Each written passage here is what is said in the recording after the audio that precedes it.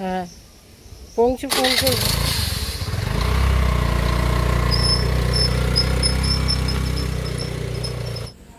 বন্ধুরা চলে এসেছি বাড়িতে।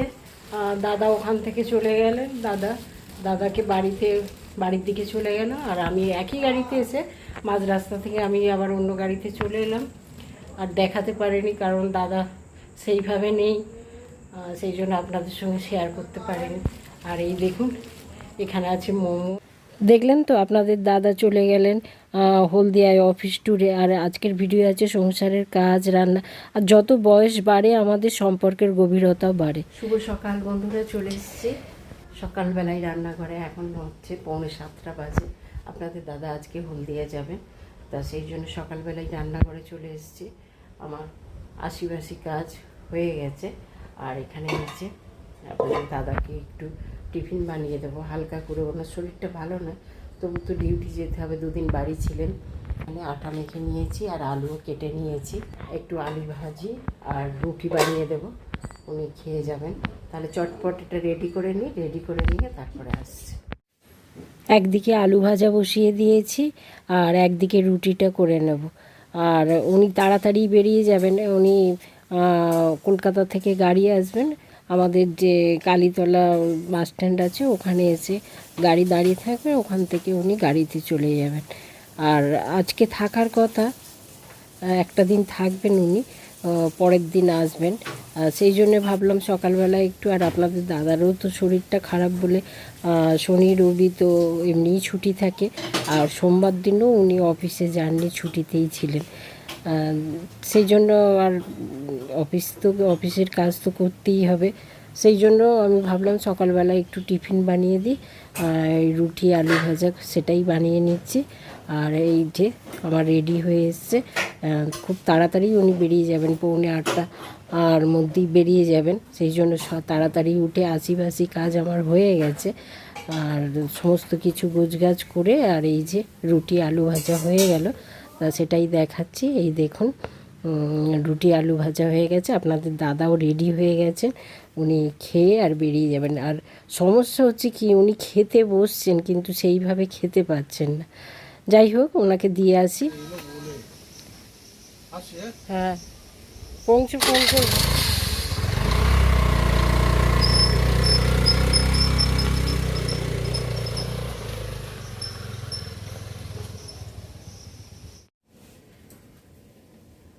এই তো আমিও 2টো রুটি বানিয়ে নিয়েছি বন্ধুরা।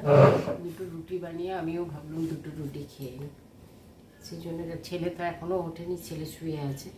আপনাদের দাদা বেরিয়ে গেলেন দেরি পর্যন্ত।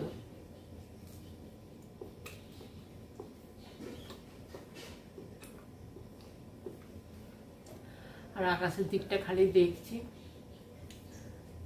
যে রোদ উঠবে কি উঠবে না। সকালে কিন্তু রোদ উঠেছিল জানেন, তা আবার আকাশটা অনেক কাচার আছে জানেন তো। 2 দিন ধরে কিচ্ছু কাচা হচ্ছে না, খালি ধুয়ে ধুয়ে রেখে দিচ্ছি। ঠিক আছে, দেখি কি করা যায়।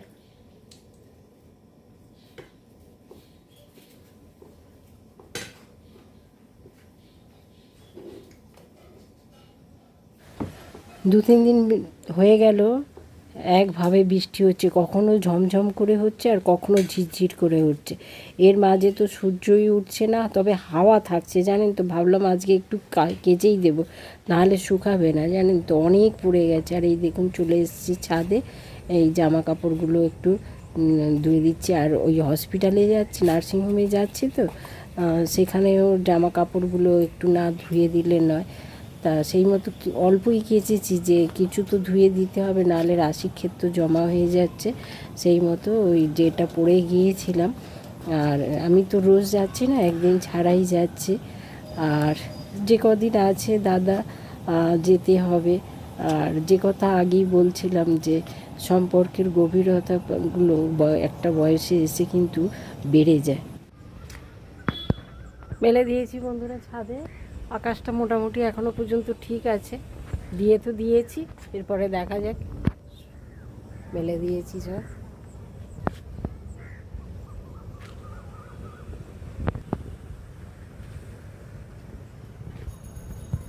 আর আকাশটা দেখুন এই দেখুন, সূর্য তো ওঠেই নে, মেঘছাই মেঘছাই, আকাশে তো সূর্য দেখা যাচ্ছে না, আর কিন্তু হাওয়া আছে। যদি এইভাবেও থাকে তাহলেও শুকিয়ে যাবে, কারণ অনেক হাওয়া আছে ছাদে। চলুন নিচে যাই।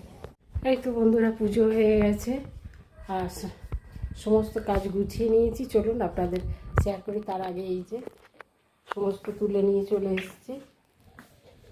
এখানে স্যালাড কেটে নিয়েছি, আর যা বাসন সব, যত বাসন ছিল সব মেজে উপর করে দিয়েছি। এই দেখো, আর এই যে বলেছিলাম না যে গতকাল খিচুড়ি করেছিলাম, খিচুড়ি, ইলিশ মাছ, বেগুন ভাজা আর একটা চচ্চড়ি করেছিলাম, লেবু নিয়ে নিয়েছি। সবটা গরম করে আর হাঁড়ি বের করে দিয়েছি, সব মেজে পরিষ্কার করে রেখে দিয়েছি। আর এই যে দেখুন, এই যে আলু বিরিয়ানি ধোঁয়া ওটা, এই দেখুন কত সুন্দর হয়েছে, অনেক গরম আছে।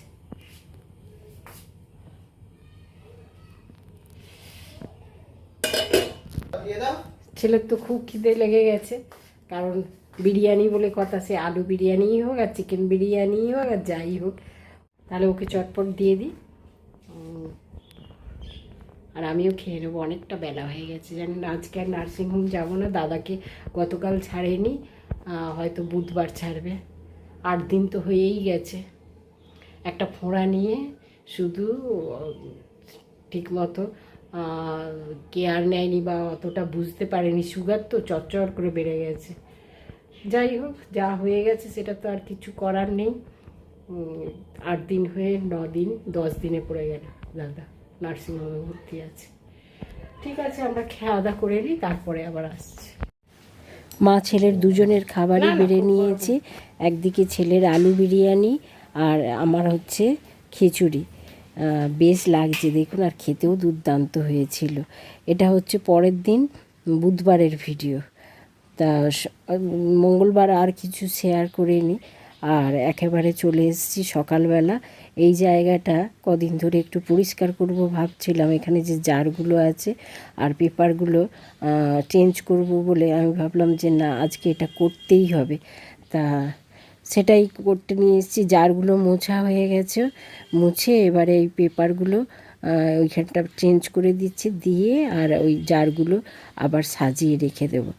আর এক এক দিকটা না ধরলে পরিষ্কার হয় না জানেন তো। তা সেই মতো ভাবলাম আজকে এগুলো আশিবাসি কাজ সেরে আর এটা করতে চলে এসেছি, কারণ আজকেও একটু তাড়া আছে জানেন তো। আজকে নার্সিংহোমে যাব, গতকাল যাইনি, আর ভাবলাম আজকে যাব, তো ওই জন্যে তড়িঘড়ি আশিবাসি কাজ সেরে আর এগুলো গোছগাছ করে নিচ্ছি। আর অনেক জামা কাপড় পরেছে, সেগুলো আজকে ভাঁজ করতে হবে। আর চটজলদি কিছু রান্না করে নিয়ে আর ভাবছি দাদার ওখানে, আর নার্সিংহোমে গেলে এখান থেকে তো উলুবেড়িয়া সেই 3টে সাড়ে 3টে বেরোতে হয়, আর ফিরতে ফিরতে সেই 8টা সাড়ে 8টা বেজে যায়। সেই জন্য সমস্ত কাজ গুছিয়ে রেখে না গেলে আর এসে আর কিছু করতে ইচ্ছা করবে না। তাই ভাবলাম আজকে এখানটা দিয়েই শুরু করি, আর করে নিয়ে আর একটু টিফিন বলতে তো সকালবেলা ছেলে কি সেরকম কিছু খায় না, ওর আবার চায়ের নেশা আছে জানেন।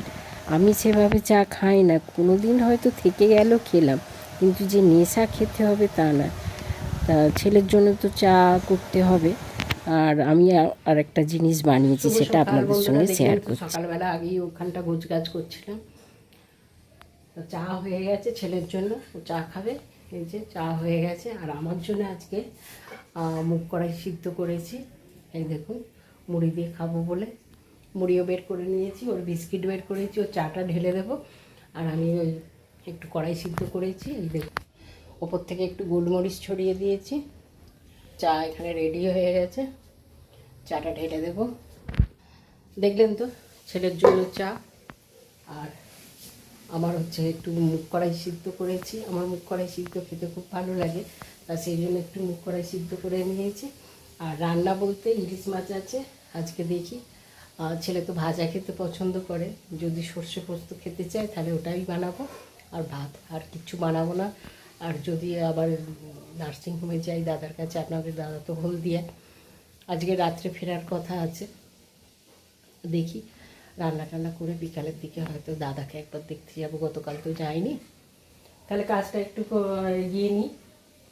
জামা কাপড় পরে রয়েছে অনেক, সকালবেলা এক পোস্ত বৃষ্টি হলো ঝিরঝির করে, এখন মোটামুটি না রোদ ঝলমলে না বৃষ্টি, হাওয়া আছে, যা ছাদে মেলে দিয়ে এসেছি। আর টিফিনটা করে নিই, আমরা করে নিয়ে তারপরে আসছি। টিফিনটা করে তারপরে ভাবলাম ভাতটা চাপিয়েই দিই, কেননা ভাইপো ফোন করেছিল, বলছি আপনাদের সে কথা। 2 পিস মাছ বের করে রেখে দিয়েছি।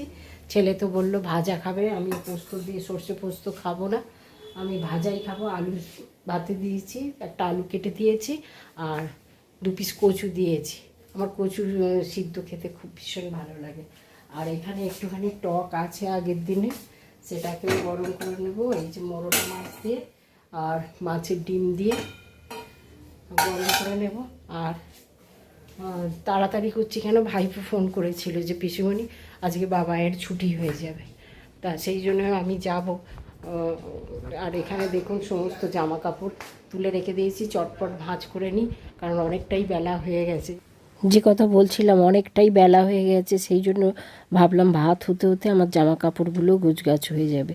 আর যে কথা বলছিলাম যে সম্পর্কের গভীরতা বয়সের সাথে সাথে কিন্তু বেড়ে যায়, আর প্রত্যেকটা স্টেজে কিন্তু একরকমভাবে একরকম অনুভূতি থাকে না, অন্য অন্য রকম অনুভূতি হয়। যখন প্রথম বধূ হয়ে আসি, প্রত্যেকটা সম্পর্কের ক্ষেত্রে স্বামী স্ত্রী বলুন, ছেলে সঙ্গে মেয়ের সঙ্গে, দাদা ভাই, সবার সঙ্গে সম্পর্কের গভীরতা কিন্তু বয়সের সাথে সাথে সেটা বেড়ে যায় আর অন্য রকম হয়ে যায়। এখন আমাদের ভাই বোনেদের মধ্যে আমরা যে স্টেজে পৌঁছে গেছি, সেই স্টেজে পৌঁছে এখন ছেলে মেয়েদের কথা, ছেলে মেয়েদের ভবিষ্যতের কথা, নিজেদের শরীর খারাপের কথা, সংসারের কথা, এই সব কথাই কিন্তু বেশি হয়। কারণ আমরা যে স্টেজে পৌঁছে গেছি, এখন নিজেদের থেকে সন্তানদের তাদের কিসে ভালো হবে, কি মানে কোনটা করলে ভালো হবে, এই সব আলোচনার। প্রত্যেকের একটা স্টেজের পর শরীর খারাপ, তাই প্রথম কারো খবর করতে গেলেই প্রথম কথা হচ্ছে কেমন আছে, শরীর কেমন আছে। এই যে থালাটা দেখছেন, এটা আজকে যে চুল যে আমরা আঁচড়াই, এখানে ওখানে না ফেলে রেখে দিই, এই যে এই দুটো আজকে নিয়েছি। কেমন হয়েছে বলুন তো? আর খুব মজবুত, জানেন, দুটোই খুব মজবুত, খুব মজবুত, একদম মোটা। এখানে ওখানে ফেলার থেকে তো এক জায়গায় জড়ো করে রেখে জিনিসগুলো কাজে লাগে, এই জিনিসগুলো তো কাজে লাগে, তাই এটা আজকে নিয়েছি। কেমন চলুন, আমার ভাত হয়ে গেছে, ভাতের ফ্যানটা ঝেড়ে আর খাবার সময় মাছটা ভাজবো, গরম গরম তো খেতে ভালো লাগবে। আর এই ফাঁকে আমি স্নানটা করে নেবো, একটা তো বেজে গেছে দেখলেন, জামা কাপড় গুছোতে গুছোতে আমার ভাতটা হয়ে গেছে। তাহলে চলুন ভাতের ফ্যানটা ঝেড়ে ফেলি, তারপরে আসছি। আর প্রতিটা সংসারে বাবা মার পর সংসারের প্রথম দায়িত্বটা নেয় কিন্তু সেই বাড়ির বড় ভাই বা বড় দিদি। আর দেখুন যে কথা বলছিলাম, এই ডিশটা খুব সুন্দর হয়েছে, ছেলের খাওয়া হয়ে গেছে, আর তাড়াহুড়ো করছি আর নার্সিংহোমে যাব বলে।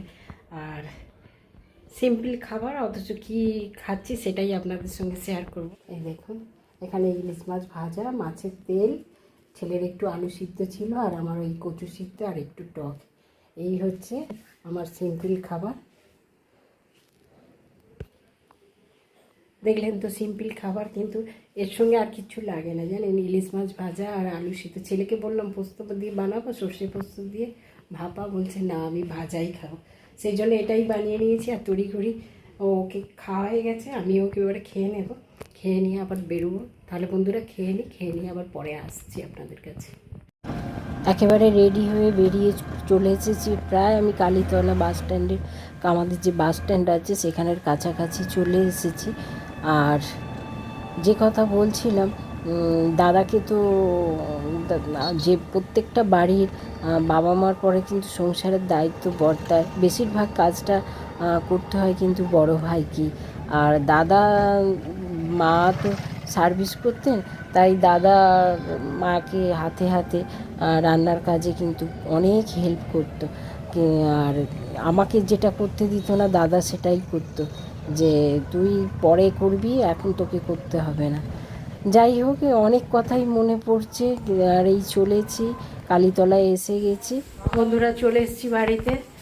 দাদা ওখান থেকে চলে গেলেন, দাদাকে বাড়ির দিকে চলে গেল, আর আমি একই গাড়িতে এসে মাঝ রাস্তা থেকে আমি আবার অন্য গাড়িতে চলে এলাম। আর দেখাতে পারিনি কারণ দাদা সেইভাবে নেই, সেই জন্য আপনাদের সঙ্গে শেয়ার করতে পারিনি। আর এই দেখুন, এখানে আছে মোমো, প্যাটিস আছে ওর, আর একটু মিষ্টি আছে। আমি ফ্রেশ হয়ে আপনাদের সঙ্গে শেয়ার করব। আগে ফ্রেশ হয়ে নিই। আবার দেখুন এইখানে ওই আমাদের গাছে কাঁঠাল গাছ আছে অনেক, পুরো ঘেমে স্নান হয়ে গেছি।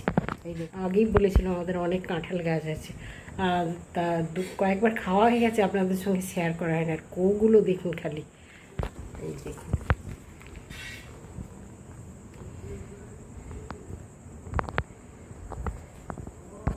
কোগুলো দেখেছেন তো কত সুন্দর।